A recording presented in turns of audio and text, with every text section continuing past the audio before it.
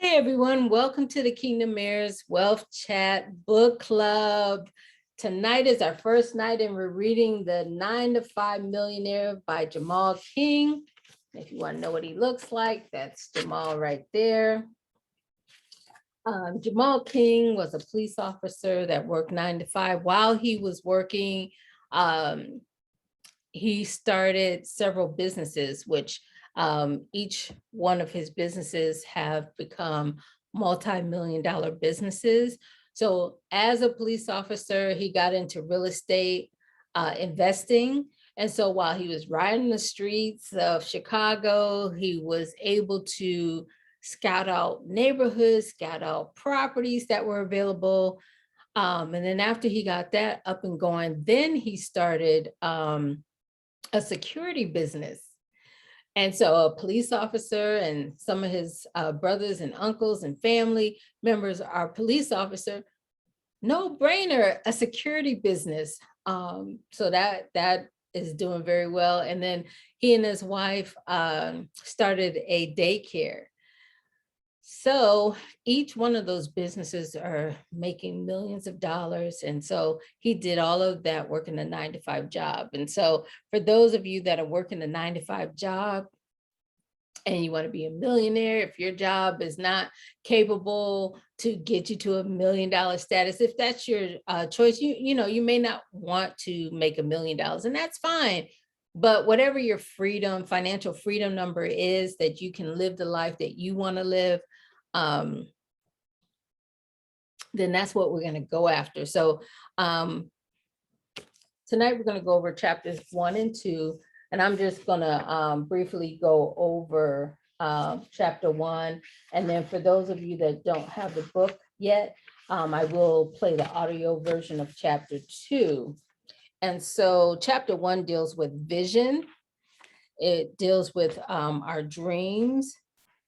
And so just to point out a few things from chapter 1.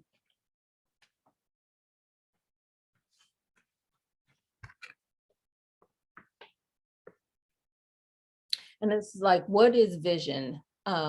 Vision is meant to include the crazy, larger than life snippets of your dreams. And so there's some of us that have had dreams, and along the way, we've lost our dreams, or we let someone talk us out of our dreams, or circumstances in life has happened to cause us to just give up and say that it's not possible, but it is possible. You can still survive and thrive and accomplish your dreams, even if life happens to you. And so there's a couple of points that I wanted to point out for actualizing your big dreams. One, be clear on what you want the most. So if you want to be a millionaire, then write that down. Make it specific on what you want. If you want to retire and travel the world like myself, then be specific. And as we get through the book, you'll see that, how to create vehicles to get us, or determine what vehicles we'll use to get us to our destination. To break it down, let's not just say, hey, I want to be president one year or one day. Okay, that's a great dream to have. Okay, so let's start breaking it down. Where you are right now and where you're trying to go. You can either start from the top and work your way down on the steps that you need to take to get there, or start here and work your way up. Okay, these are the steps I need to take to get to being president. Also, experience the details. Like each steps that you take, let's celebrate the small wins. It may take 5, 10, 15, 20 years to get to your goal, but like if you achieve the first step, let's celebrate. Sorry, guys.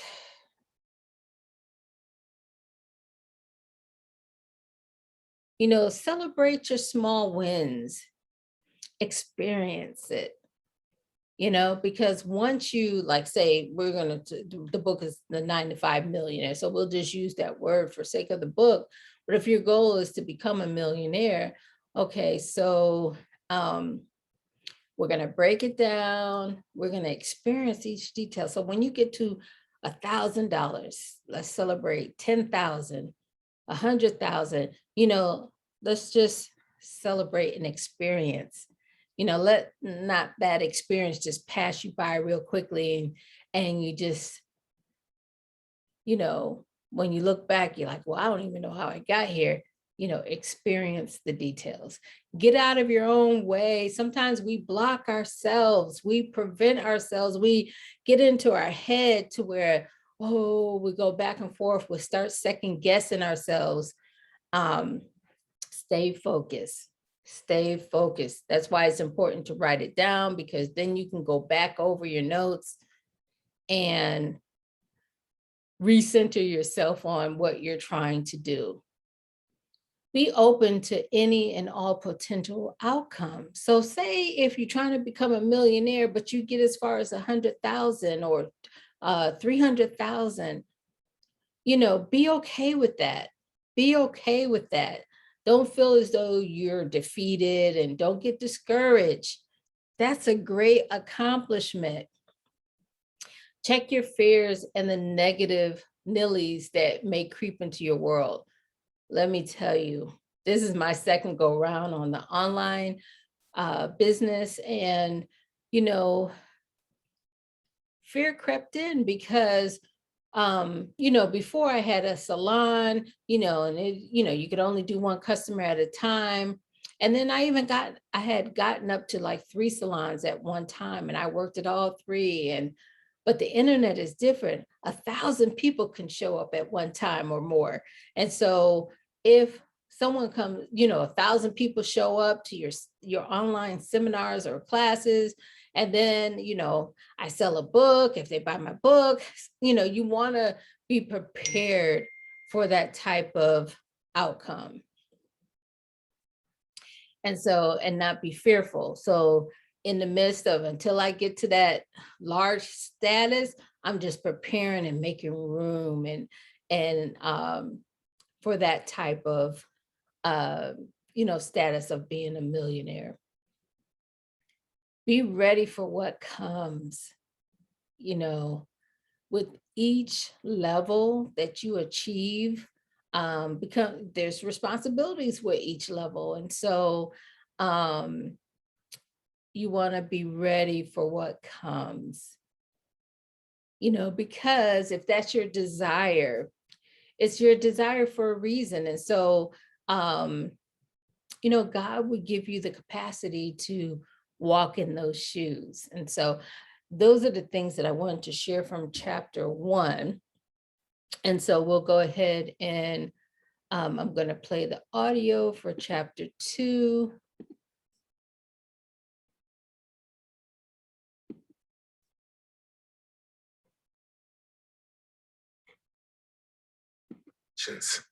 One of the harsh realities when it comes to understanding vision is the unlearning that comes with it. Most of the time, people dream entirely too small. Their dreams are based on their current surroundings, experiences, and exposure. But if you look up the definition of a dream, it means a cherished aspiration, ambition, or ideal, according to the Oxford Dictionary. Do you know what it means to cherish something? Again, according to Oxford, it means to protect or care for lovingly. Think about all the things you love in your personal life. It could be your children, your freedom, your health, whatever. But when's the last time you cherished your aspirations, ambitions, and ideals?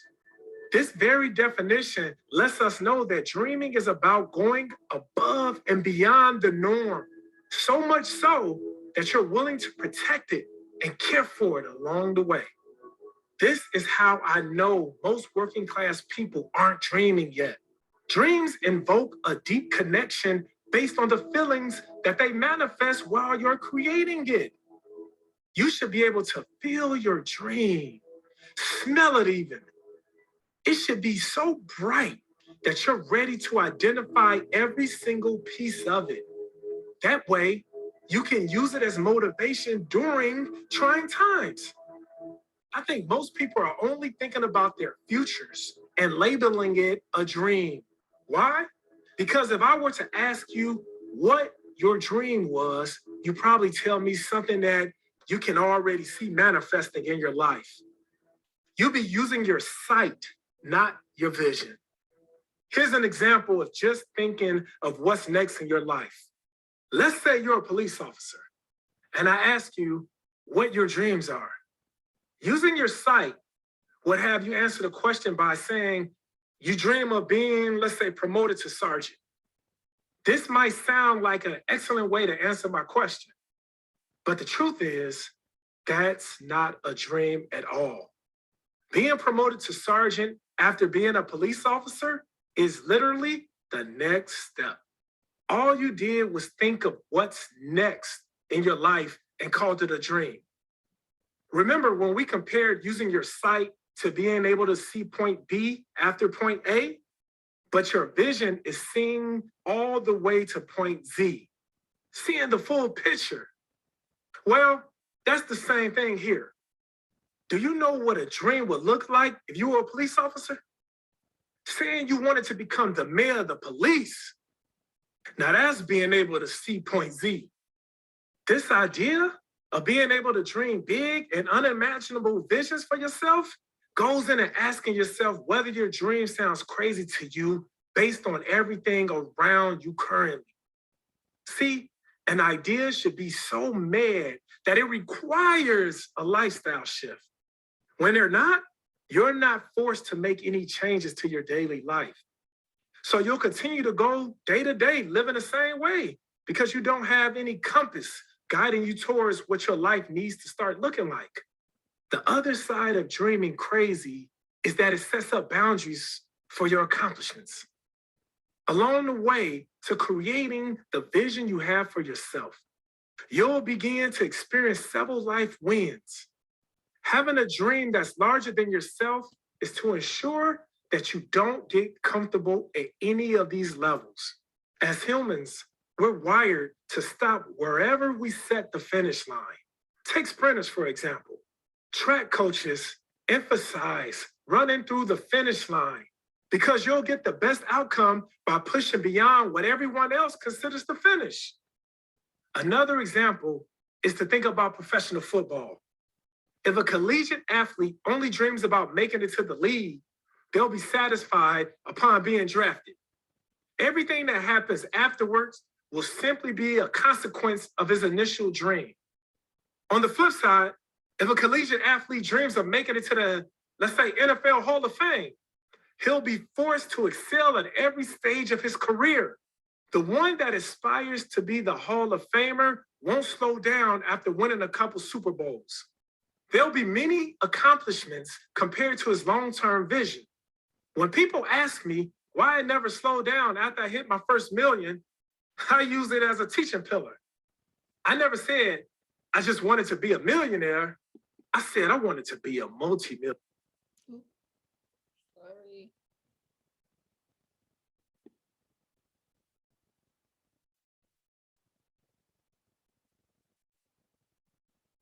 Sorry about that.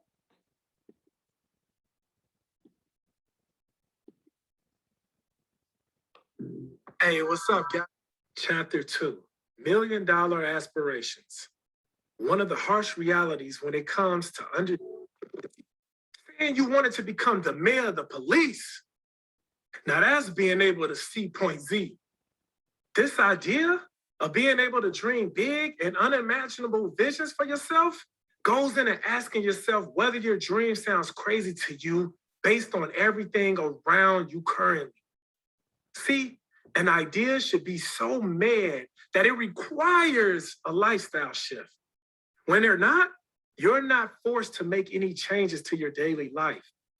So you'll continue to go day to day, living the same way because you don't have any compass guiding you towards what your life needs to start looking like. The other side of dreaming crazy is that it sets up boundaries for your accomplishments.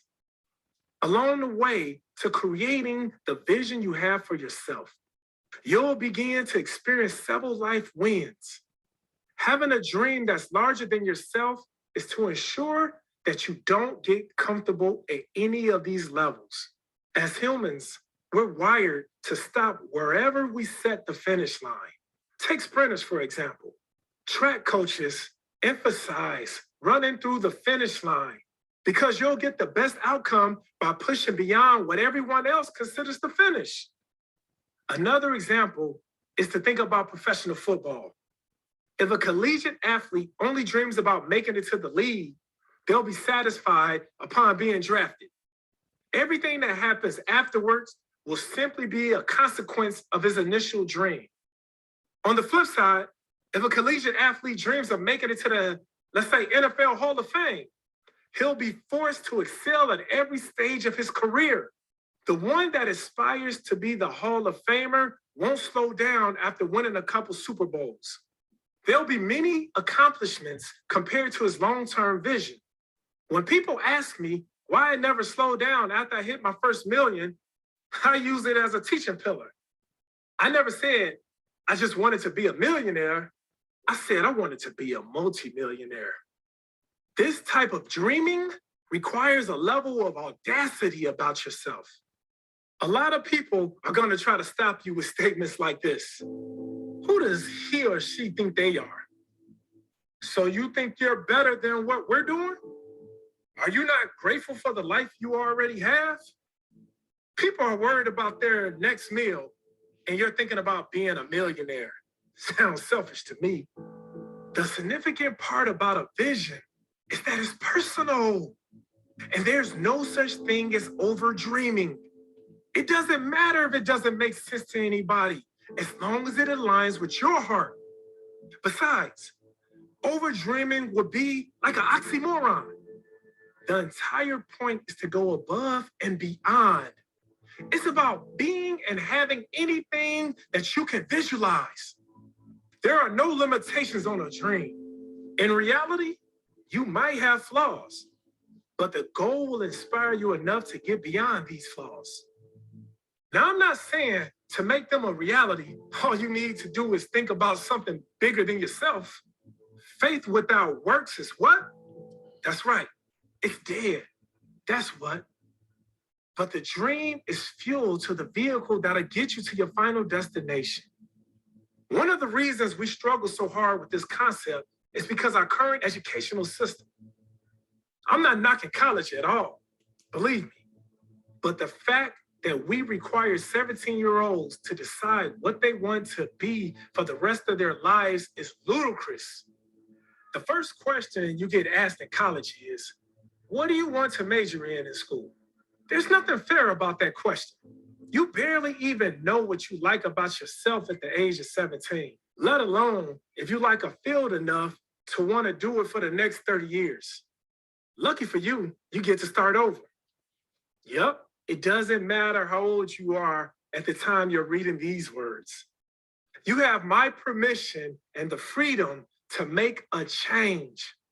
So just like they asked you to choose a major at the age of 17, I'm asking you to pick a dream, not only a degree. Let me ask you, what do you want? Do you know what you want to major in life? It's okay to make a pivot. I keep hammering this idea of knowing what you want because we're creatures of habit. If you knew what you wanted, you'll go after it until you finally had it.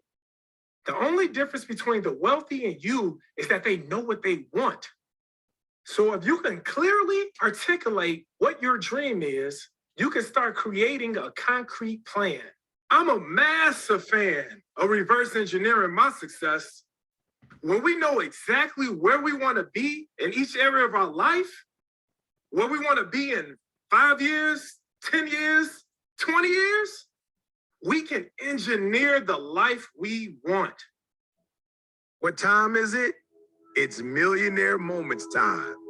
Listen, Anytime we get to this point in the book, I need you to do me a huge favor. I need you to stop and think.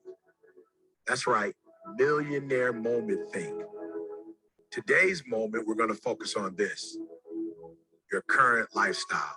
Look, when you think about your current lifestyle, how much of it did you intentionally or unintentionally manifest yourself? Yeah, that's exactly what I said. How much of it happened by osmosis, or how much of it happened because you were strategic? All right, look, I need you to think about the words that you use to describe yourself. I even need you to think about your dreams, right? And the things you settled for up until today. Now, after reflecting on this moment for a minute, this millionaire moment, at any point, I want you to feel free to write down your answer somewhere. Say, like what part you intentionally did, what part you unintentionally did. You know how you describe yourself. What are the specific words? Like you can write down your dreams, right? And even what you settled for. I want you to write it down again somewhere safe. And you can share it with Jamal through Instagram at 9to5millionaire. So here's the story of when I first declared that I wanted to be a millionaire. My father would ask my siblings and me what we wanted to be when we grew up as a customer. But on this particular day, it went a little like this. My dad was like, all right, y'all, what do you want to be when you grow up? And I remember my sister, who's the oldest, Carla, she said, Dad, I want to be a teacher. And my dad had a big smile on his face, and he said, that's great, Carla. Education is essential, and we need teachers. Okay, what about you, Junior?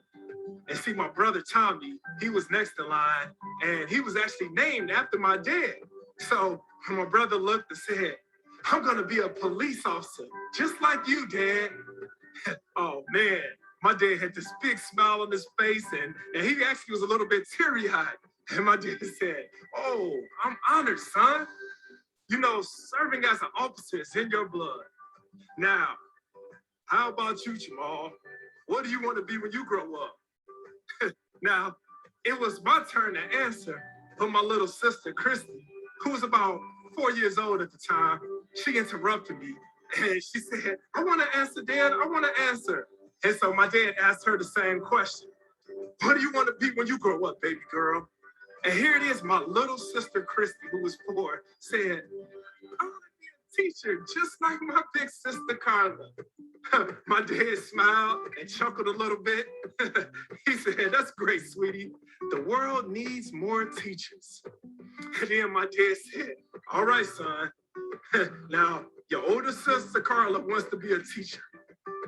Your brother, he wants to be a cop, just like me.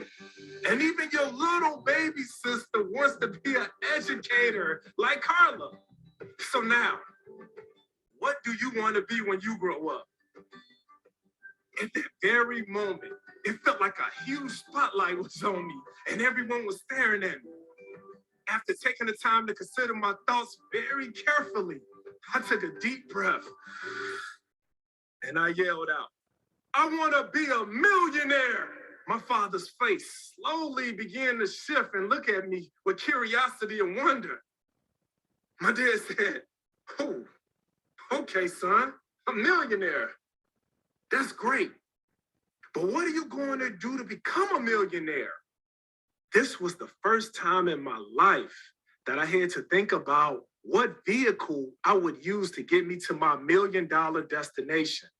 Now, at this age, I didn't actually know what job could make me a millionaire, but I remembered watching the likes of NFL football players like Prime Sanders and Bo Nose Jackson, who were millionaires by playing professional sports.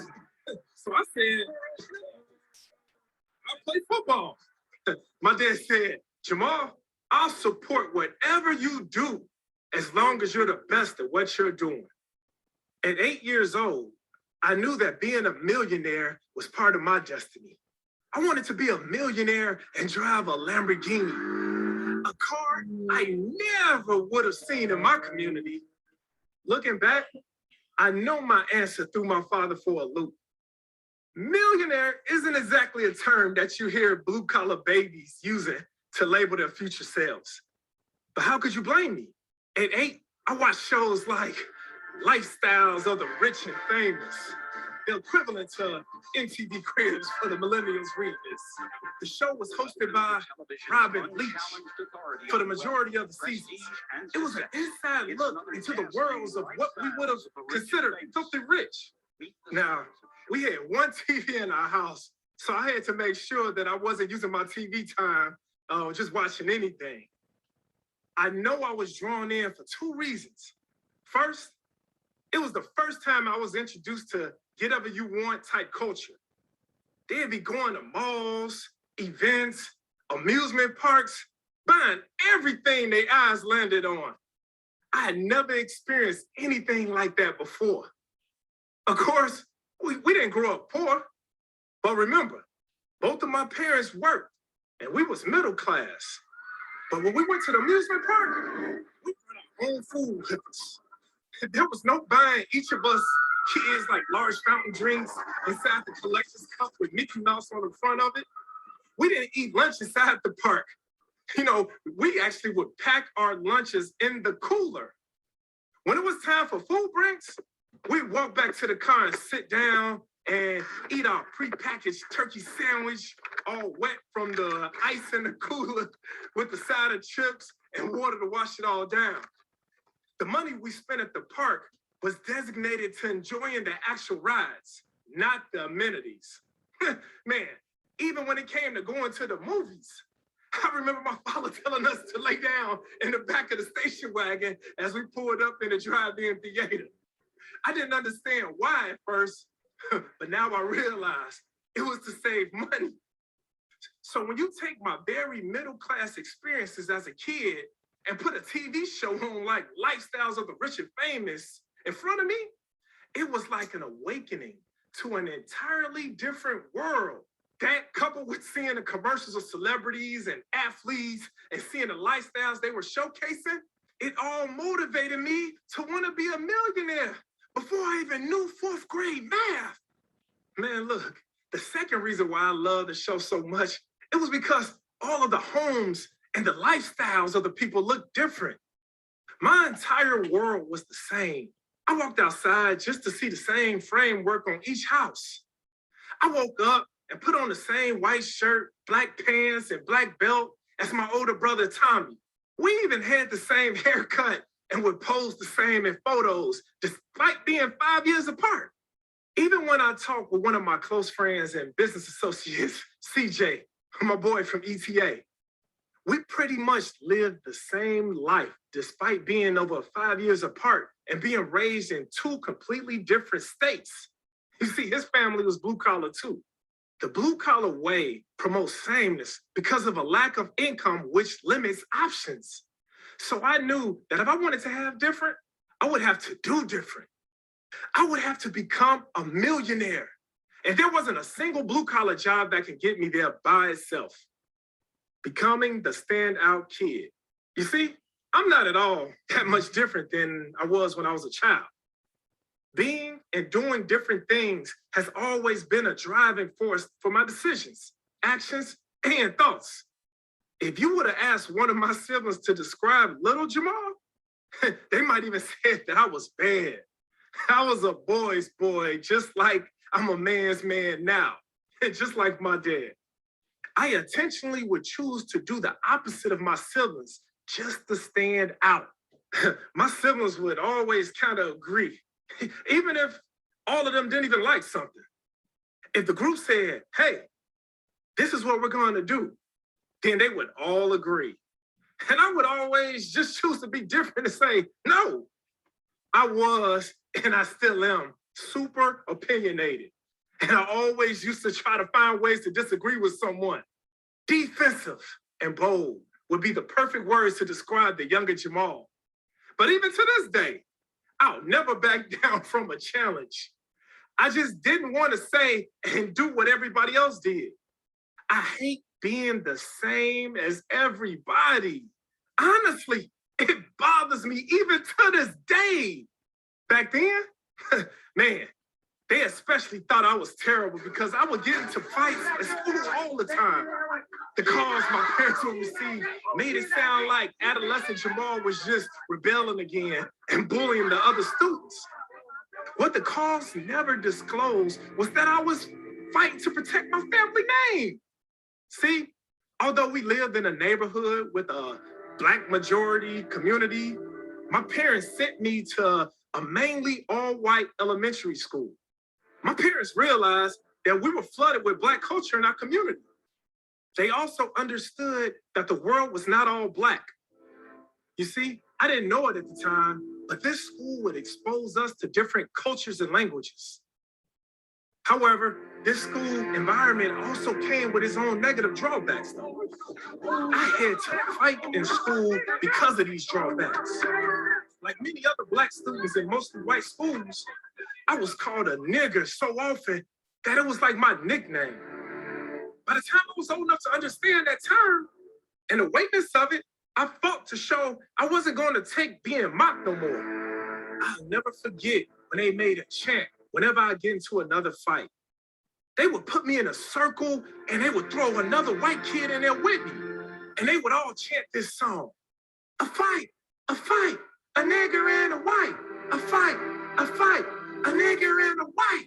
Man, I would even remember one time I went back to my desk and there was a note left from me that said, go back to Africa, nigger. So you could see, I had quite a few reasons to be as bold as possible. But instead of letting it deter me from showing up well in school, I chose to make their ignorance fuel to get me better than everyone else. I competed in everything I did. I had to be the fastest in school. My grades were pretty shaky at the time, but when I realized I was fighting for something I couldn't even articulate back then, I also got my grades together.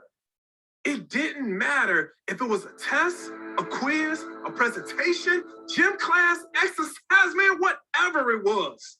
I wanted to show them that I could beat them even though they thought so little of me. Before you knew it, I went from being the nigger they throw into random fights to being class president by the time we were in the 8th grade and voted most popular and likely to succeed. Being in an environment like this taught me how to be comfortable with being the only one, no matter what the only stood for. Circumstances like this can make anyone bolder than they were before. But to be honest, I think a lot of my boldness also came from my father. I didn't think he was Superman for nothing.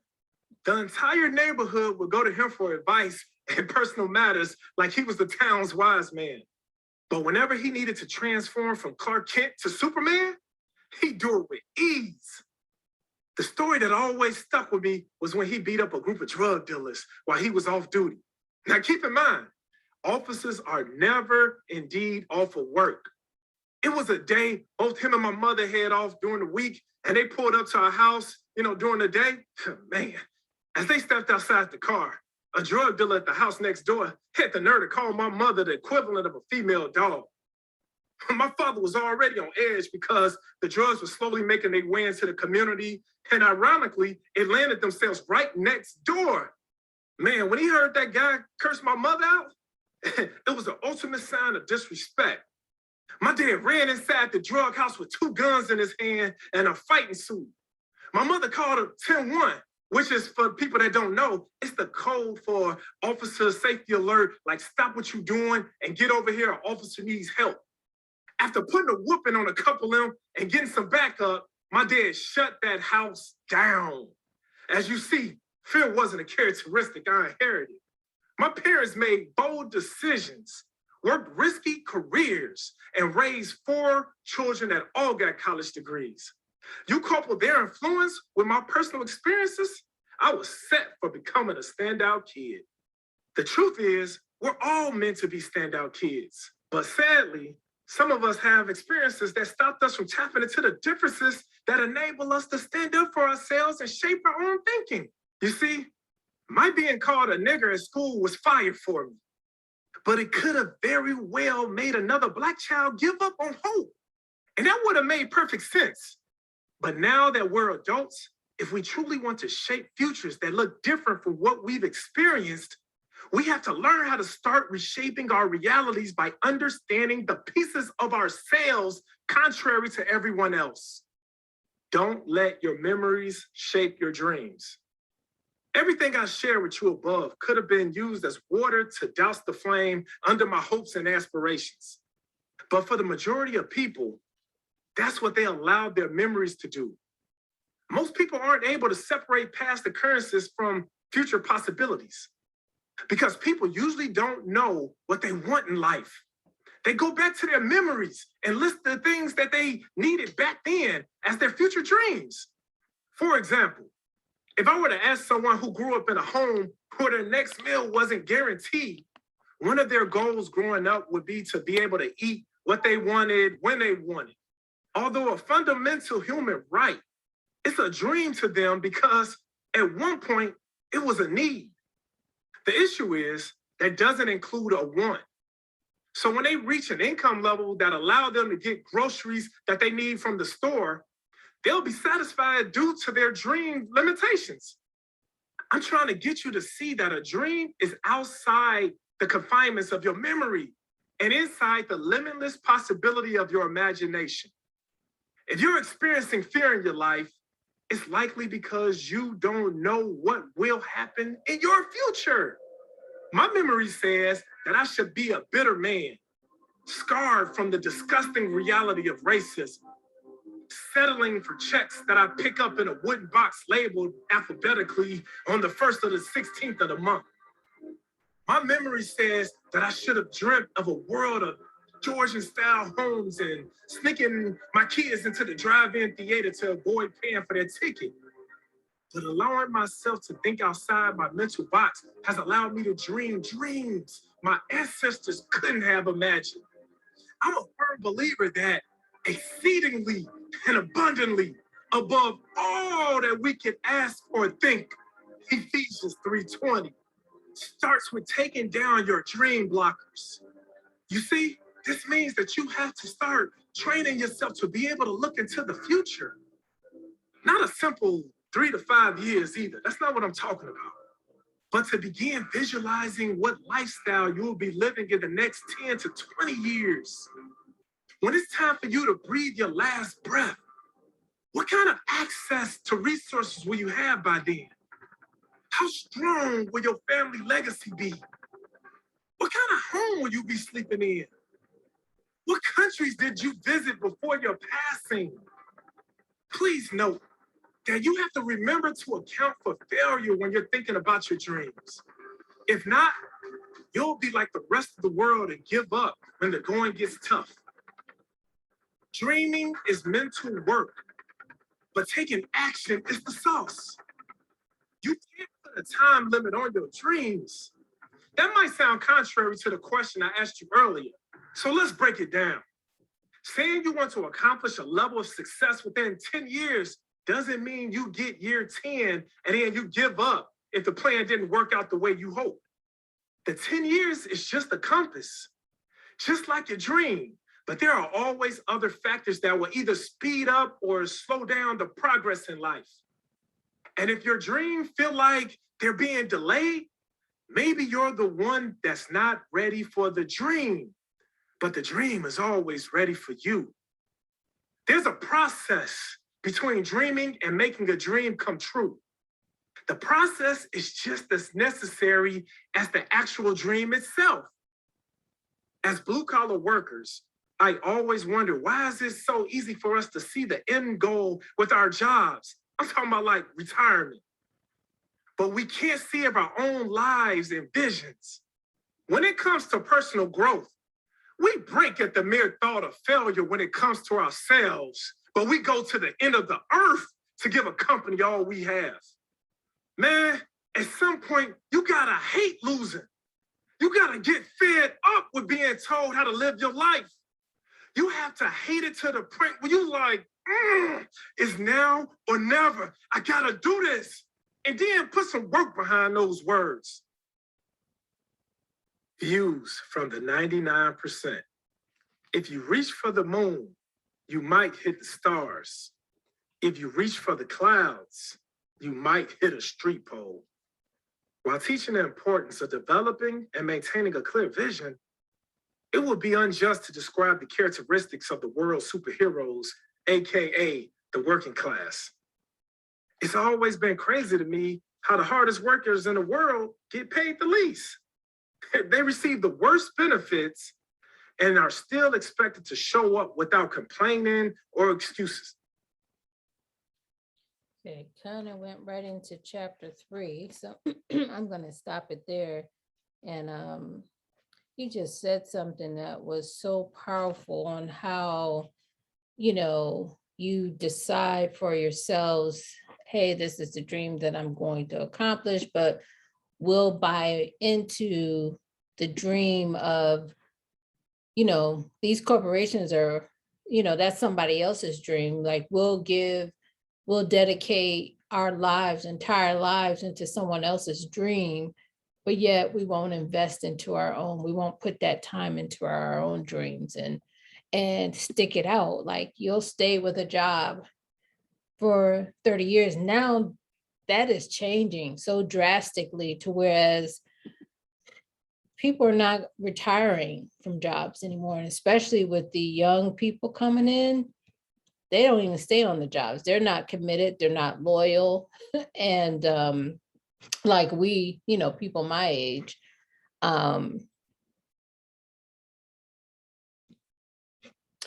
so the book comes with, I have the whole complete package. I have the hardcover book, I have the audio, and I have the workbook. And so there was another thing too that that I took away, and that was when ET came on and says, what part did we play intentionally and unintentionally as to us not obtaining our goals? And so we're good for sabotaging ourselves, and that's something that you have to break yourself away from. You'll get so close, and you might even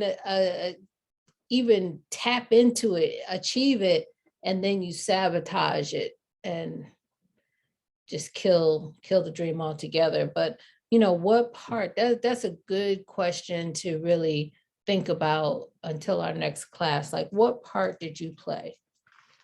Are you talking negative against yourself? Does your belief system need some work? Also, write down, where do you see yourself? Where do you see yourself in your dream? Like, so for me, within the next 5 years, I see myself retired.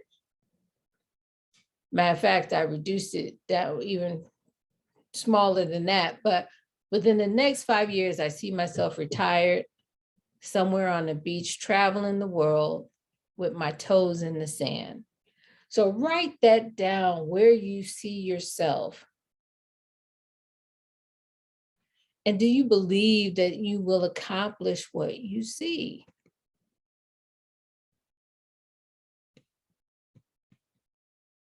And so I'll just stop there. That was enough for one night, chapters 1 and 2. So for the next assignment, we'll read chapters 3 and 4. Thank you so much for joining the book club. For those that are watching the replay on YouTube, by all means, you can definitely join the book club. And, if your goal is to be a millionaire, some good stuff. And so who better else that can help lead the way to that journey but a millionaire? So thank you for 1,000 followers and subscribers. If you found this information beneficial, please like, please share, and see you next book club. And that'll be in 2 weeks on a Wednesday, 6:30 to 9:30. Bye for now.